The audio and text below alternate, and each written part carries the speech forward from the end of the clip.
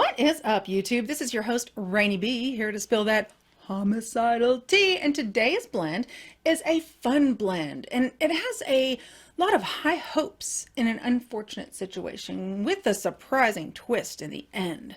As always, please like and subscribe. I'm still trying to chug along and get to that 2,000 subscribers. So if you're not subscribed, please click that little logo in the corner if you're on a mobile device, or just wait till the end and click that little circular picture of me that changes every so often that it pops up as a subscribed option. This is also a reminder to always watch until the very end to see either a repeat of what my video editor thought was the funniest meme that they chose, or one of the memes from the video that had not been played in its entirety a lot of times, especially the Daddy Chill one. Oh my gosh, Daddy Chill, what is that? Or something. Oh my God, that I died when I saw that. So some of them crack me up.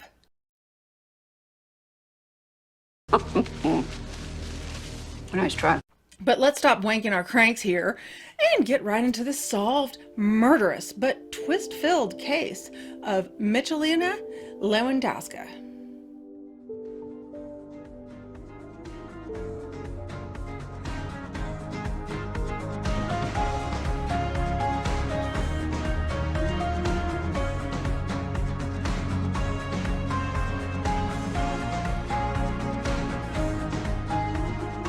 In 2005, Marcin Kazprak and Michalina Lewandowska crossed paths in a cute little eatery in Marcin's native Poland.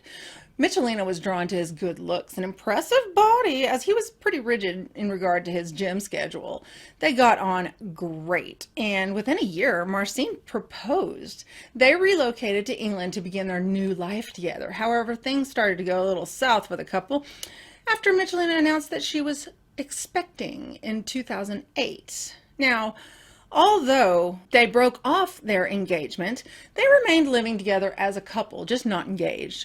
But even though they called time on their engagement, Michalina, she still wore her engagement rings, and just in hopes that they would return to being an engaged couple. Wishful thinking. I mean, and you guys know how it is, how often you break up when you get back together in your 20s. It's just the nature of the beast of young adult dating. At least it was for me. Anyway, unfortunately, Marcin did not see things that way, though. Marcin was still the gym rat that he always had been, but he wanted to gain some extra edge at the gym. So he started using steroids. Uh-oh, you know what happens with that. Yeah, roid rage. To rise above. Do you have any comments on the steroid allegations? I said I'm not on steroids! Obviously, their relationship continued to disintegrate, and by 2011, it was obvious that Marcin had no interest in trying to heal their strained bond. Michalina could feel his animosity towards her, and she didn't think that was a proper environment to raise their child, so she told Marcin that she was going to be moving back to Poland with their 3-year-old son, Jacob.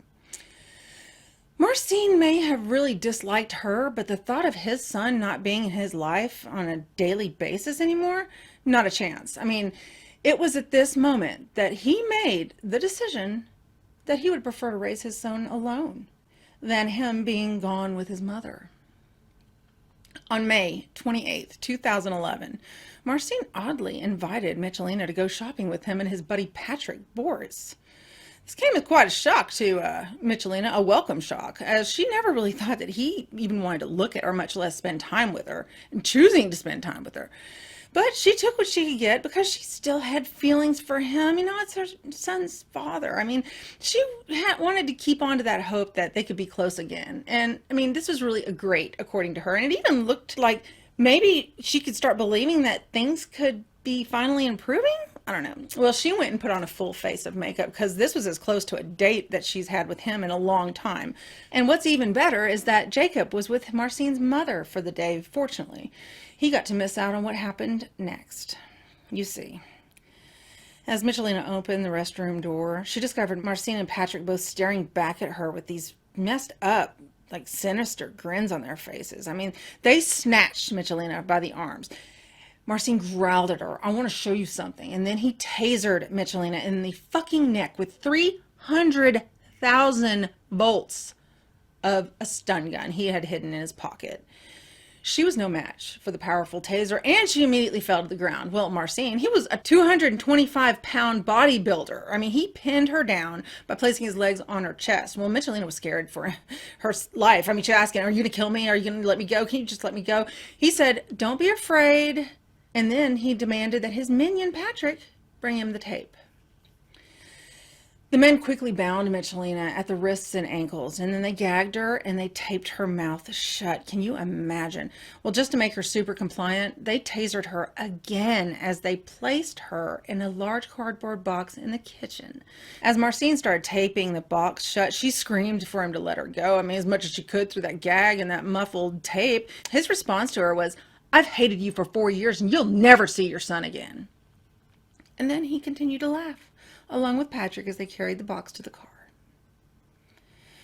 Well, after placing the cardboard box in Patrick's trunk, Marcin and Patrick headed to a wooded location close to Huddersfield in West Yorkshire in England. The two idiots, they buried the box, covering her alive with dirt. They could hear her, struggling, and they didn't care. They just continued to shovel on top of her. And to ensure that she didn't escape, they dragged a 90-pound downed tree on top of the makeshift grave. Michelina heard the sound of dirt being shoveled on top of her as she lay in the box. She was scared to death, and she was in excruciating pain from being tased over and over. She started to pray, and then she started to cry, but the noises eventually stopped.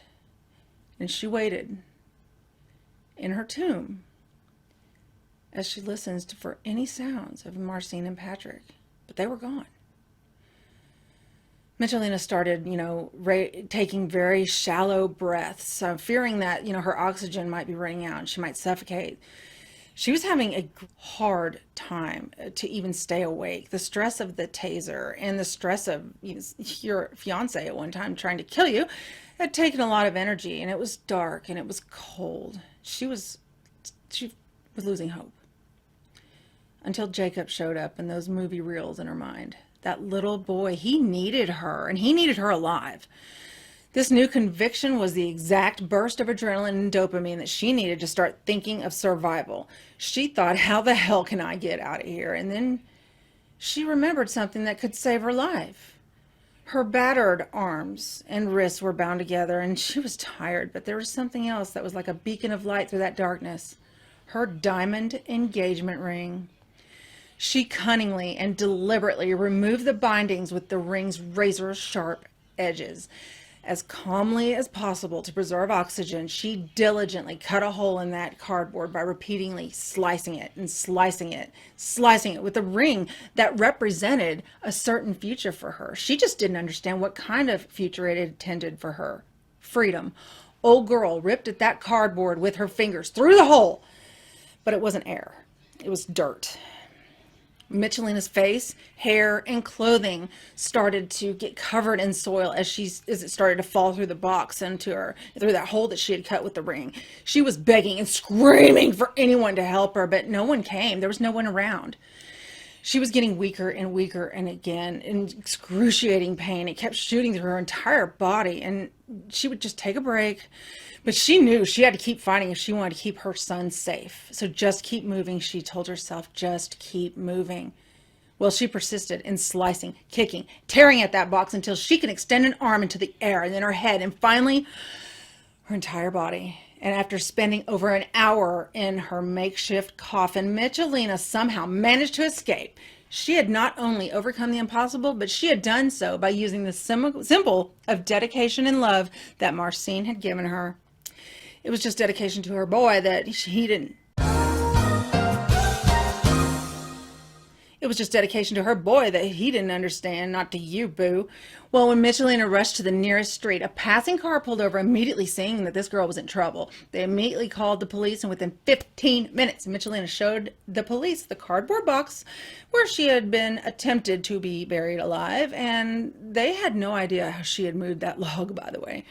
Well, imagine how freaked out Marcin was whenever he opened the door to someone he thought it was probably his friends coming over to help him celebrate his newfound freedom, only to discover it was a police officer instead who informed him that he was being charged for the kidnapping and attempted murder of Michelina Lewandowska. Oh, wait, attempted?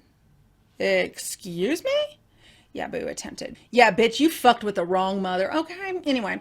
In addition to the previously covered horrific acts, authorities discovered a number of different chemicals and instructions for making homemade explosives.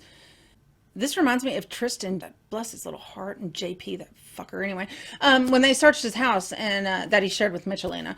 Authorities even learned that these pieces of shit used Michelina's bank account card to withdraw 500 pounds from the ATM after burying her alive. Like, what?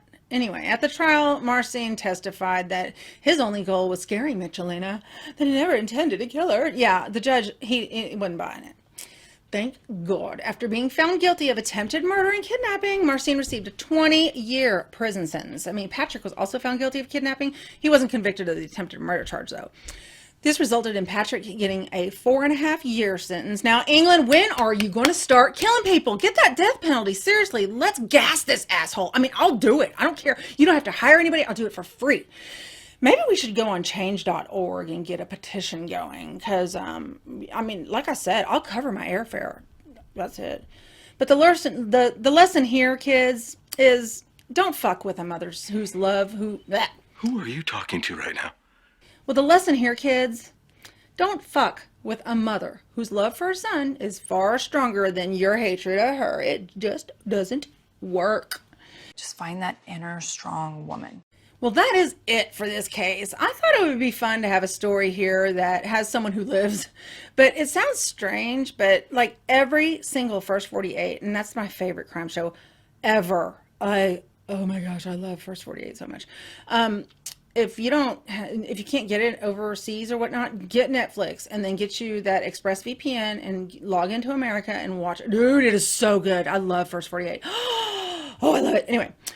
This ain't about me, but it's hard for me to remember that as I'm recording. But anyway, every First 48 starts with people that, like, if they get on a scene and they have to send people to the hospital. I mean, I get so bummed when the investigator gets word from the hospital that someone then died.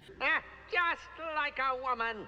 I mean, that's the whole premise of the show. I mean, like, it's a homicide show. So, I mean, what on earth was I expecting? I mean, these people have to die for the show to... Anyway, I'm done. In researching this case, though, I found over 15 more stories of people who tried to get taken out and buried alive only to live and give a fully warranted fuck you middle finger to those would-be killers. You guys want to hear more of these? I mean, the channel is Homicidal Tea. So, I mean, that includes things that started out as potential murder and that end in different ways. Hell, I even have a script that I'm working on. This guy was never even found guilty, but I'm damn sure that he did it, and I'm going to tell it like he did do it, using the word allegedly, because apparently that will get you out of lawsuits, because it didn't happen. It's just alleged, but he did it. Anyway, I'm getting worked up, so I can't talk about that. But anyway, until the next video, do not screw with mommies. No matter how sweet they seem, they'll still beat your ass. I'll see y'all later. Bye.